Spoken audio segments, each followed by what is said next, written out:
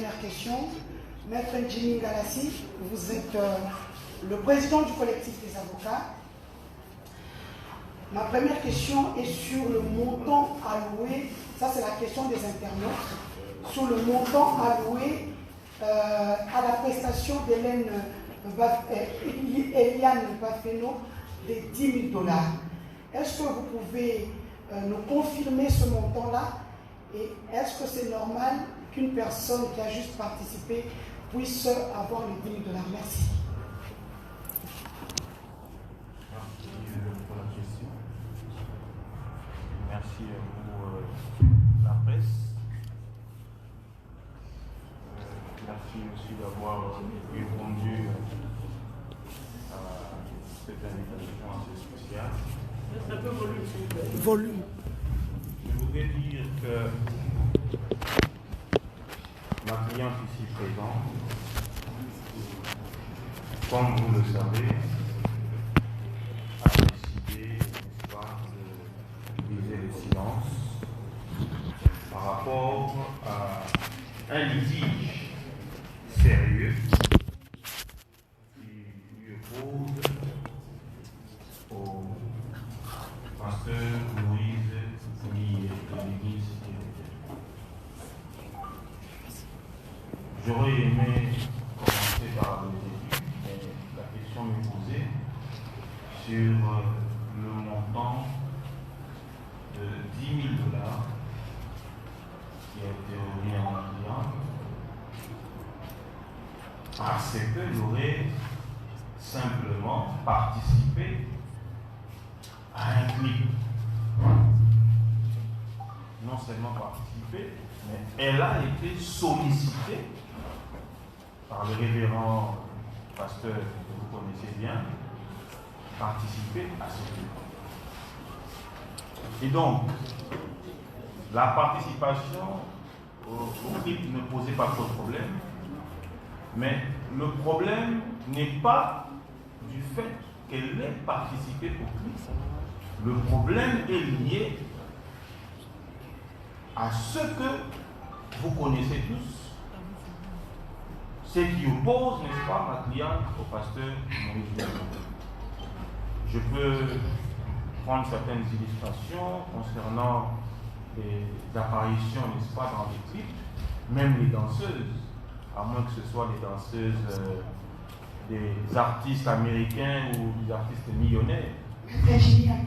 Mais ici, en République démocratique du Congo, je n'ai jamais entendu que le fait d'avoir participé à un clip donnerait lieu à un montant de 10 000 $. Sinon, ce serait toute la République et tous les parents qui iront inscrire leurs enfants à l'Académie des Beaux-Arts ou à l'INA pour très rapidement chercher à gagner leur vie du simple fait d'avoir dansé ou participé à un clip. Donc, le montant de 10 000 $ veut simplement dire qu'il y a un problème. Et donc, ce problème-là, lorsque nous avons été saisis par notre cliente au cabinet, la position que nous occupons est la position de l'accusé ou du révérend Millet a fait en sorte que nous puissions rechercher très rapidement une solution, disons, amiable, avant, n'est-ce pas, préalablement de saisir les instances judiciaires pour que justice soit faite à l'égard de ma cliente. Donc, de manière brève, Madame la journaliste, les 10 000 $ qui ont été remis à ma cliente, c'est effectivement parce qu'elle aurait participé à ce clip, mais aussi parce qu'il y a un problème. Et ces problèmes, au fur et à mesure que les questions me seront posées, je pourrai évoluer, n'est-ce pas, répondre de manière assez claire. Jean Kalinanga. Merci. Merci. Merci pour la parole. Mais pourriez-vous à nous brosser le récit de la manière dont Madame Eliane a été victime de la part du pasteur Moïse. Mais moi, je suis un père Dieu, cher ami. Jimmy, vous êtes mon ami, tu es mon ami. Permets-moi de te dire, tu es l'enfant des pasteurs, des collègues serviteurs de Dieu. Pourquoi ne pouvons-nous pas trouver une entente à l'amiable, approcher Moïse, c'est un pasteur, il est collègue à ton papa. Pourquoi vous ne pouvez pas faire des choses en paix? Pourquoi voulez-vous en faire du buzz? Pourquoi voulez-vous être sur les réseaux sociaux? Pourquoi voulez-vous aller en justice? Pourquoi nous avez-vous appelé devant la presse? Tu l'as fait les pasteurs. Et Dieu, ne pouvez pas trouver une entente à la guerre? Merci, cher ami, le frère Joël Clavé. Je voudrais dire une chose assez pertinente. Lorsqu'on fait allusion à ce terme pasteur, il faudrait comprendre que ce n'est pas n'importe qui ou à n'importe quel moment qu'on peut appeler un individu pasteur. Et au Congo, pasteur veut dire quoi? Personnellement, lorsque j'ai été contacté par ma cliente, vu le chapeau, puisque fils de pasteur ne me retire en rien le droit de défendre toute personne aisée, toute personne qui sollicite d'un avocat un accompagnement.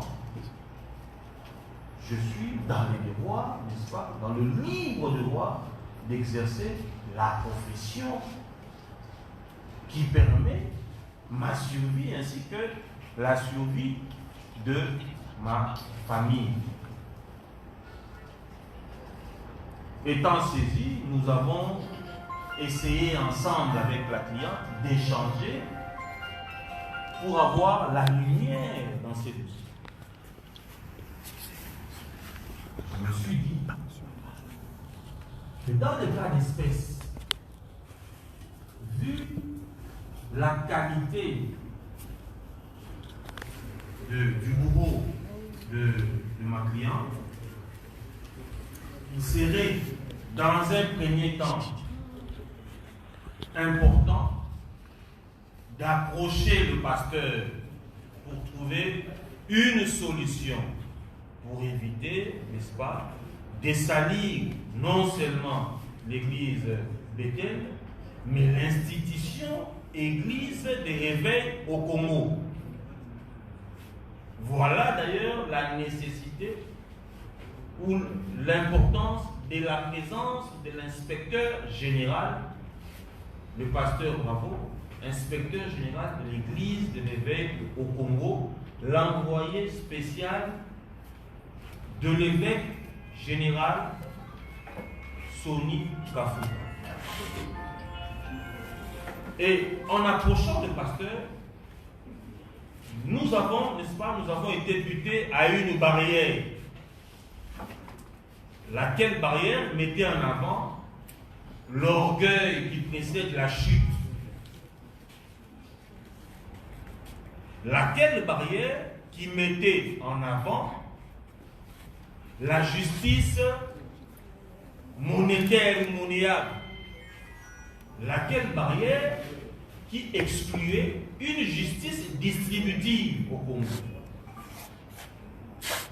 Voilà pourquoi, après plusieurs tentatives, personnellement, j'ai eu à échanger avec plusieurs amis intimes au pasteur Moïse Millet à des heures tardives, 1h du matin, 2h du matin, je ne citerai pas les noms, ainsi que les confrères Martin Chimbala, pour essayer ensemble de trouver une solution et préserver la paix, évitant, n'est-ce pas, le scandale à l'institution assez sacré, le corps du Christ. Et malheureusement pour nous, il y a eu tellement de choses qui nous ont choqués, ainsi que la cliente. Et nous nous sommes dit, comme au Congo, les hommes qui ont de l'influence sur les braves personnes, les pauvres personnes, la pauvre jeune fille, pensent qu'ils peuvent acheter la justice, pensent qu'ils peuvent corrompre la justice en lieu et place de trouver une solution. Nous étions dans l'obligation de saisir les instances judiciaires pour que la justice fasse son travail à l'égard des faits que nous avons présentés. Et donc, M. Joël Cadet, je vous confirme encore une fois, j'ai eu à échanger plusieurs fois. Le pasteur Moïse Mi est d'abord un jeune frère. Donc, je ne vois pas pourquoi, dans le cas d'espèce, nous refuserons de l'approcher. Nous l'avons fait, mais quand je parle en termes de l'orgueil précède la chute, permettez-moi de vous dire que la justice doit faire son travail et est en train de faire son travail. Ne soyez pas intimidés par ce qui se passe dans les réseaux sociaux. Nous sommes en phase pré-juridictionnelle, donc tranquillement, calmement, la justice fera son travail. Merci. Une autre question. Vous vous présentez d'abord. Je suis M. Louis-François Guessa, en vous saluant votre étudiante. Apparemment, le problème est en train de prendre une autre dimension. C'est comme si il y avait une dimension expérimentale qui est en train de nous. Est-ce qu'il y a la motivation? Parce que depuis que ce dossier a commencé, jusqu'aujourd'hui, d'après certains témoignages, ça va faire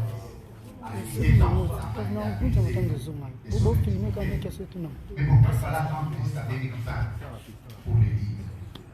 Est-ce qu'il est opportun? Et à quel niveau la relation a-t-elle abordé entre la dame, vous savez, vous et moi, en tant que homme, excusez-moi de l'intimité, et que comme nous sommes en intimité, quand on arrive à la presse, c'est qu'il y a une dimension qui a échappé à la confidentielle. Qu'est-ce qui a fait qu'à ce jour, vous puissiez vous retrouver, vous, de votre étudiant, devant la presse, dans une situation qui relève de l'intimité entre hommes et femmes? La dernière question, peut-être pour terminer, c'est qu'aujourd'hui, après tout ce que vous êtes en train de faire, vous attendez à quel final? Moïse Mbié arriver? Ou qu'est-ce que vous attendez que Moïse Mbié passe à la table? Exactement. Merci. C'est quoi le nom? Je suis M. Louis-François Guessa. Monsieur Louis-François, merci pour la question. Pourquoi avoir attendu presque 3 ans pour que ma cliente puisse enfin se décider de se libérer de ce fardeau? Il y a un adage qui dit vaut mieux tard que jamais. Lorsque nous fréquentons des prétendus milieux sains, il faut s'attendre à un jour que ce qui est caché soit dévoilé. Nous n'allons pas détailler, n'est-ce pas, ce que la justice est en train de faire, parce que vous êtes sans ignorer que depuis que ma cliente a commencé à faire ses apparitions sur le net, elle n'a jamais dit le fond, elle n'a jamais eu le temps de raconter réellement, de manière assez claire, comment ils ont commencé à se fréquenter. C'est parce que nous, avocats conseil de Mme Daféno, avons jugé qu'il serait préférable que ces dépositions soient dites devant, n'est-ce pas, les instances habilitées à traiter ce problème. Mais de manière claire, vous le savez, que Mme Eliane a déposé une plainte en bonne et due forme pour viol, avortement, menace de mort, qu'elle subit d'ailleurs jusqu'à ce jour, et attente, n'est-ce pas, la pudeur. Vu ces images qui font la une, des images de, comment je pourrais appeler ça, des images intimes des Matliens qui font la une sur les réseaux parce qu'elles ont été publiées par des personnes de mauvaise foi. En matière de viol, la prescription, n'est-ce pas, est de 10 ans. C'est pour dire que dans les 10 ans, la personne peut saisir la justice pour que justice soit faite. Il ne faudrait pas nous poser des questions. Pourquoi avoir attendu? Vous savez qu'entre un directeur général et ses employés, il y a, n'est-ce pas, une ascendance. Entre un pasteur et ses brebis, il y a une influence. Entre un supérieur et un inférieur, il y a une influence. Et c'est cette influence qui a fait que jusqu'à ce jour, la première personne en République démocratique du Congo a brisé la peur face à une star de la musique chrétienne et, appelons-le, pasteur de l'église de l'Église. L'emmener en justice n'était pas le souhait. Ma cliente voulait simplement que le pasteur puisse reconnaître. Et lorsque nous parlons des mauvais arrangements, le mauvais arrangement devait être le pardon, puisque nous avions saisi en bonne et due forme l'institution Église des Réveils. Je pense que le pasteur Bravo pourra prendre la parole pour justement rechercher comment éviter les scandales. Puisqu'aujourd'hui, au-delà de tout, nous sommes chrétiens. Personnellement, je suis chrétien. Et il n'est pas bon de vivre ce que la République n'a jamais vécu. Nous avons connu des turbulences d'ordre politique, mais des turbulences telles que le scandale à l'Église, en tout cas depuis que nous sommes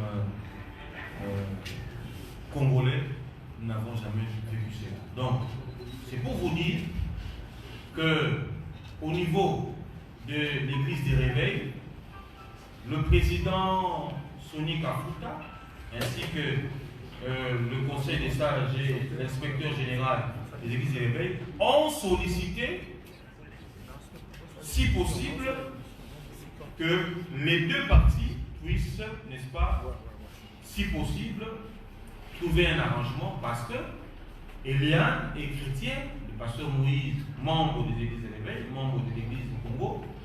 Si au niveau de l'Église, on peut trouver une solution. Mais cela n'empêche que la procédure judiciaire puisse poursuivre tranquillement. Vous parlez d'influence. Il y a l'influence, vous avez donné des critères, général et sécuritaire. Mais je reviens sur la question pour dire que cette influence n'a pas cessé. C'est que ça, pasteur Moïse est toujours pasteur de son église. Et cette différence-là de la hiérarchie politique existe toujours. Mais vous n'avez pas répondu exactement à la question parce que cette influence du pasteur existe toujours. Pourquoi seulement maintenant? La deuxième question, c'est par rapport à ce que nous avons appris dans les réseaux sociaux. Il y aurait un enfant. Il y aurait un enfant issu de cette relation entre mademoiselle Eliane et le pasteur Moïse. Est-ce que cette information est vraie? Est-ce que cet enfant existe? Si oui, où est-il maintenant? Et est-ce que la situation actuelle qui affecte les réseaux sociaux, qui affecte le média, ne serait pas une façon de compromettre l'éducation ou encore à la façon à la croissance de l'enfant? Et pour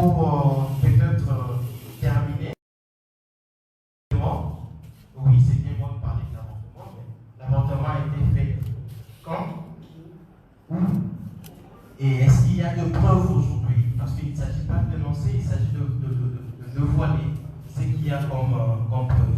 Pour terminer, les 10 000 $ qu'on a parlé tout à l'heure, où se trouverait cet argent? Si on devrait dénoncer aujourd'hui, pourquoi la famille ou encore Mme Mélian a accepté de toucher cet argent alors qu'il savait qu'il allait dénoncer à la norme? Merci. Merci, monsieur le journaliste, pour la réflexion assez pertinente. Encore une fois, les réseaux sociaux font un travail formidable. C'est-à-dire, nous apprenons avec vous sur les réseaux sociaux qu'il y a un enfant avec le pasteur. C'est comme ce que nous disons aujourd'hui aussi sur les réseaux sociaux, que le confrère qui a été blessé était quelque chose de faux. Je confirme encore une fois que ma cliente n'a pas d'enfant avec le pasteur. Il y a bel et bien eu une relation entre ma cliente et le pasteur Lee. Mais permettez-moi de me réserver, puisque je ne voudrais pas donner le fond, mais je voudrais juste, parce que nous sommes devant les instances, je voudrais juste rappeler l'opinion qu'il ne s'agit pas de créer un buzz. Parce que ma cliente, étant, entre guillemets, comme le disent beaucoup, dans le besoin, où elle se veut, elle se prétend une future star au travers ou à travers une histoire allant à ternir l'image du pasteur. C'est une histoire sérieuse. J'ai commencé à vous dire ici que l'orgueil précède la chute. Nul n'est au-dessus de la loi. Qu'il soit prophète des nations, nul n'est au-dessus de la loi. Et je vous rappelle que depuis que nous sommes en instance judiciaire, il y a, n'est-ce pas, des membres influents de l'église cité Bethel qui nous appellent, qui sont derrière ces dossiers, qui connaissaient cette histoire depuis très longtemps, dont dans l'église cité Bethel, il y avait déjà des choses qui se disaient en dessous. Pour éviter, n'est-ce pas, le scandale, nous avions saisi en bonne et due forme l'institution Église des Réveils bien avant que nous puissions aller en justice. Et le révérend Bravo nous avait demandé d'attendre, de soumettre le problème au président pour voir comment est-ce que nous pouvions à l'époque trouver une solution.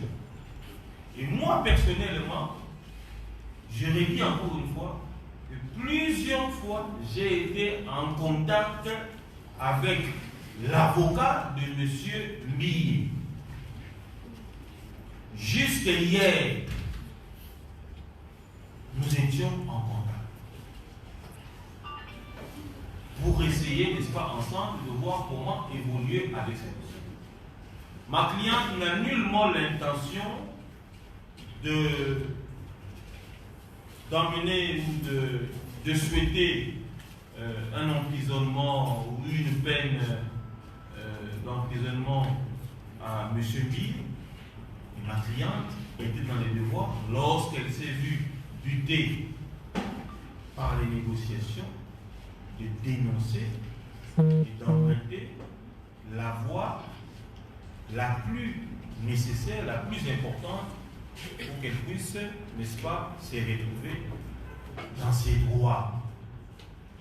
Donc les réseaux sociaux qui parleraient d'un enfant, il n'y a pas d'enfant, à moins qu'il y ait un autre enfant avec une autre personne. Ma cliente n'a pas d'enfant avec Monsieur Moïse Moulier. Ma cliente n'a nullement, n'est-ce pas, cette intention de raconter quelque chose qu'elle ne maîtrise pas. Hier, il y a une question qui nous a été posée par, j'ai d'ailleurs refusé, ma cliente puisse répondre, par un journaliste. Est-ce que connaissez-vous, ne fût-ce que le corps du pasteur Moulier?